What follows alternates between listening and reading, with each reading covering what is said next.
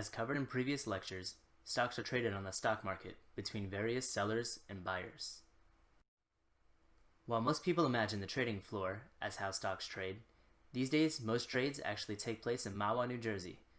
This is where the servers are housed which register trades placed by computers on the New York Stock Exchange. Stock markets can be divided into two classifications, the primary market and the secondary market. In the primary market, stocks are created. This means when a business, such as Facebook, wants to have an IPO, an initial purchase offering, the first time they offer their stocks to the public, it goes to a primary market. In the secondary market, existing stocks are traded. Most activity you see on the news takes place in the secondary market. Secondary markets, such as the New York Stock Exchange, Amex, and the NASDAQ, operate under a similar setup.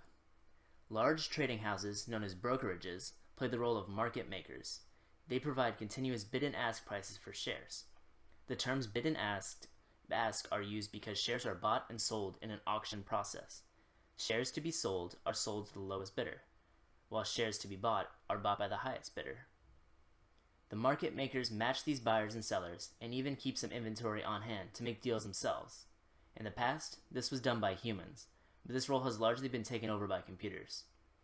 These market makers make money by the difference between the bid price and the ask price, which is called the bid-ask spread. For stocks that are heavily traded, this spread will be small, but a stock that is rarely traded will likely have a large spread.